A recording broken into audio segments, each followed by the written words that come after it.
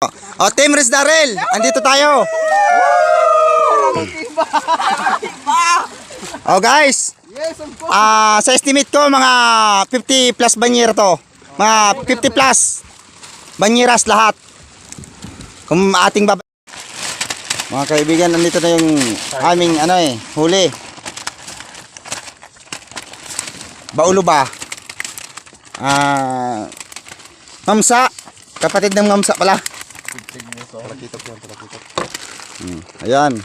Meron mang buraw, barakuda. Merong liaw-liaw, salay-salay. Ayan, buhay na buhay pa. Buhay na buhay, tiog na tuog. Ayan oh, kitams. Wow. Catching by GB. Oh, ang galing.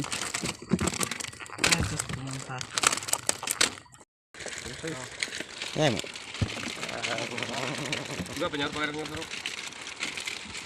Hello guys, ito na naman, milong-bilong na naman at saka tambong. Ayip ka puti bagay ito. Ya, maginiwang paula. Bagay kita. Sariwang.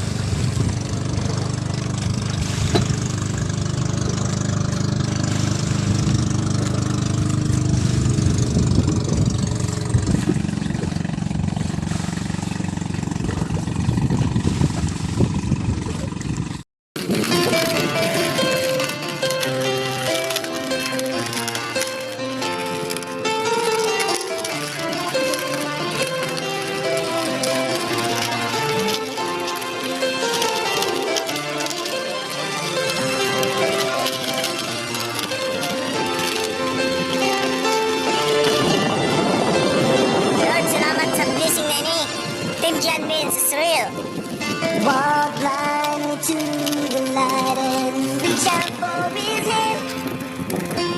Don't ask any questions and don't try to understand.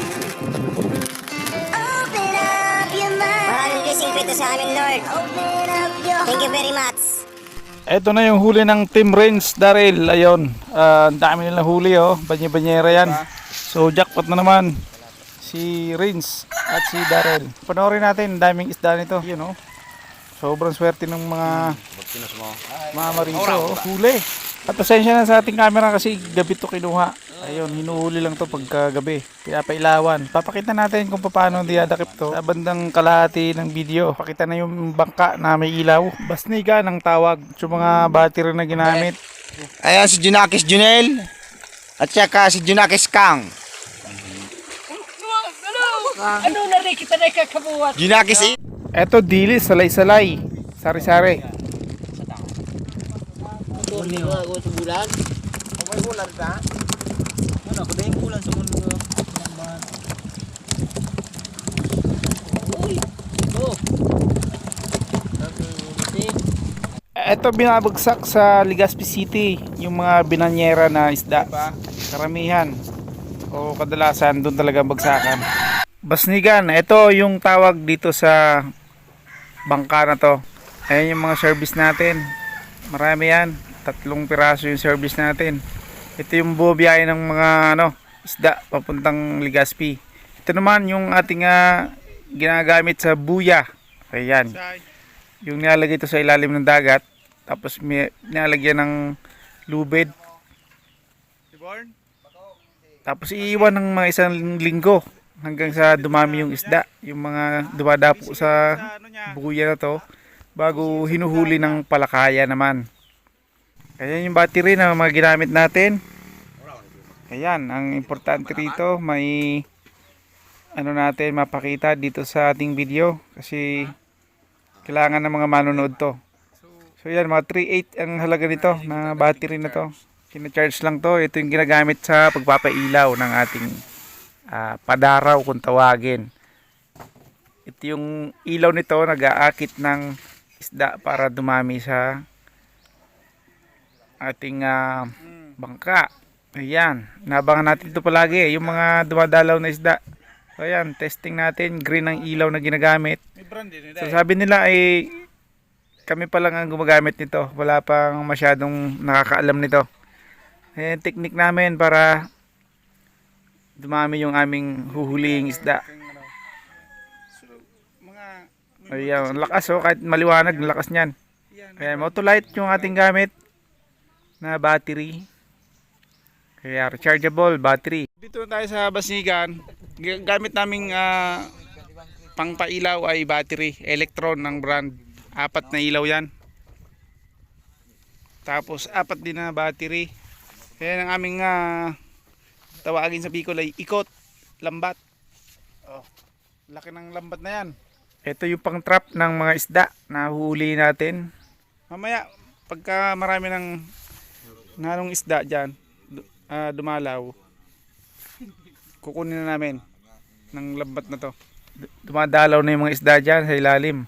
So ang gamit nating ilaw dyan ay 4. So ito naman naghuhuli ng isda na matambaka. Ayan, marami na, mag 1 kilo na yung huli nyan. Mga 2 oras na namimingwit ang ating kasama. So shout out sa taga-bingwit natin. Ibang araw naman to, kagabi lang to nahuli.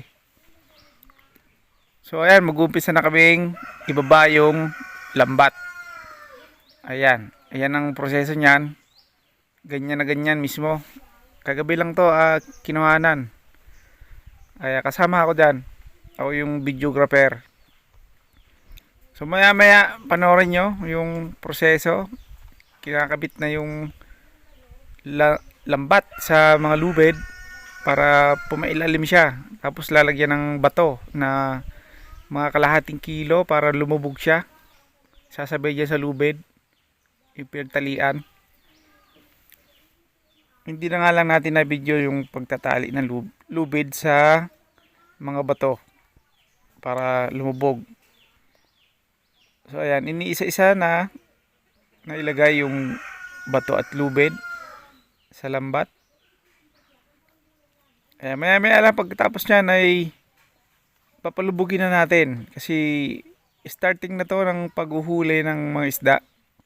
Yung nga lang, di kami gaanong nakahuli. Kakaunti lang ang aming nahuli, mga 4 na kilo lamang. So, swertehan lang yung pangingisda. Minsan, banye-banyera. Tinulada na isda ang nahuhuli. So, mamaya, ang proseso niyan, tatanggalin yung 3 ilaw. 1 ilaw lang matitira dyan. Yung 1 green.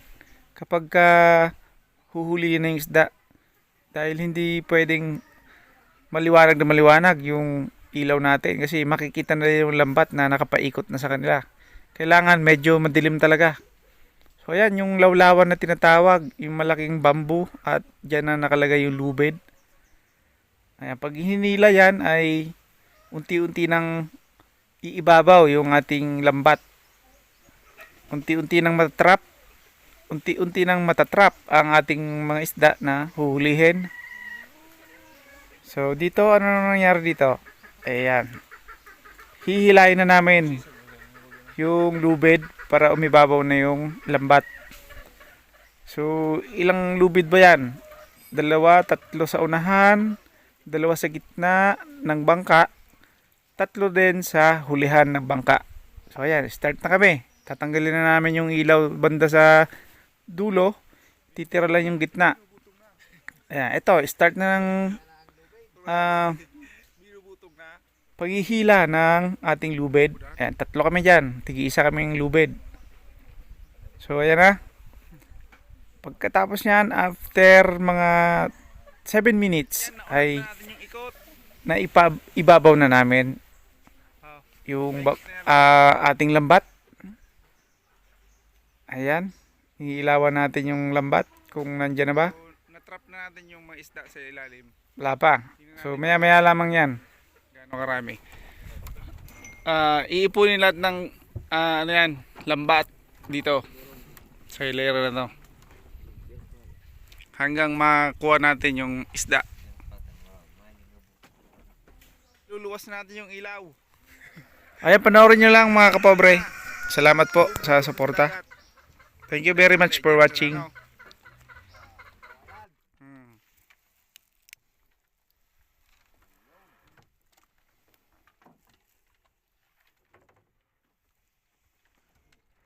Ayan, pinunan niya na. Bubuto mo tarang ka, boss. Hilira na pasiring naman. Sa dulo by dulo. Green ng ilaw. Green na green. Palibot mo na dyan daw. Libutin mo pag karik. Dito ko. Ayan, nakuha na lahat ng lambat. So, mga gilid.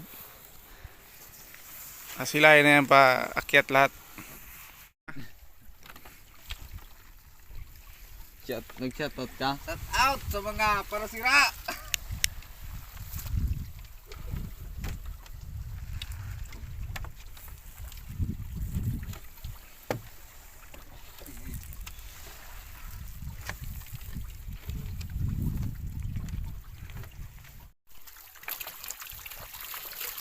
Banyera.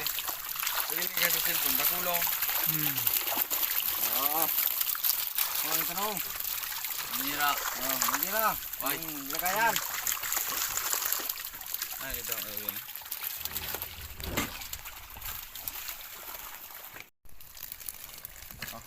Ini yang tersika. Turay. Turay. Sari-sari. Sari-sari. Sari-saring problema.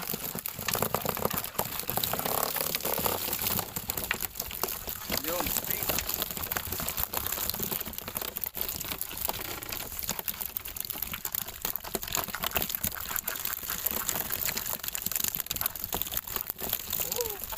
Uwi na tayo.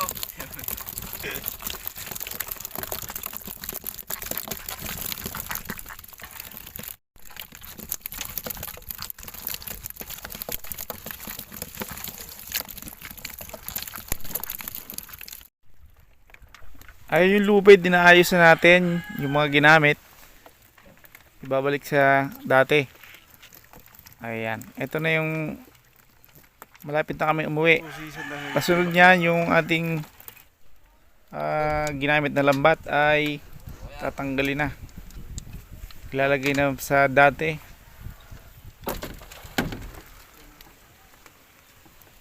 Ayan. Ito yung lawlawan na tinatawag na mahabang bamboo. Yan ang mga ginamit para sa lubid. Ayan, tatanggalan na natin yung mga natrap na maliliit na isda para malinis yung ating lambat. Kaway-kaway. Ay mga ba. Kinakalaskas. Hinihimay na para malinis na yung ating ginamit na lambat. Ayan, babalik na natin yan sa dati. Ito, napakabigat nito kasi basa. Kaya pinagtulong-tulungan na ng 4 katao. Ayun na mga kawander, nihila na papunta sa loob.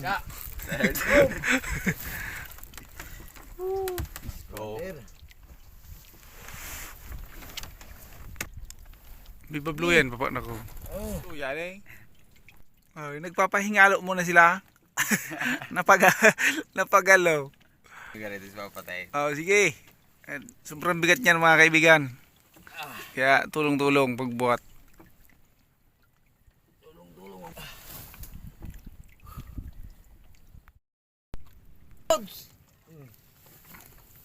Matatapos train. Tinarong tuwang na.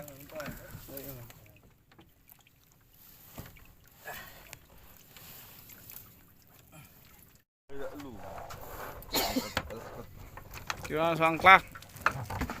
Ito, subuya.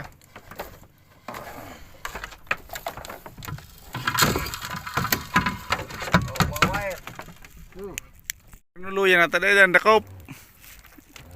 Murag na pagjarak pataan. Kaming huli.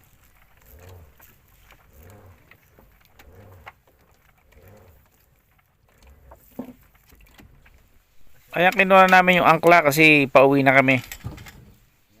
Kaya tulong-tulong pa rin kasi mabigat. Bakal yan. Umpisa naman kami ng panghuhuli ng isda. Ayan o. So mamayang madaling araw kayo manghuli ng isda. Kaya akyat muna tayo dito sa Basnigan. Ayan, meron na kaming huli. Barera. Oh, malapad to. Mahaba. Pero lumalaki pa to. Mga ilang kilo to hanggang yung kalakihan niya. Ayan, dami ng ano, yung matambaka, mga idol. Team Julie. Julie 3. Ayan oh, dami oh, isda oh. Malaki oh. Mga nabingwit namin yan ngayong gabi. Ay, dito tayo mag-uumpisa mga idol. Dami daw huli. Ano yan, sa bingwit lang yan. Meron tayong pampain sa isda. Ano to, yung dilis. Jackpot na.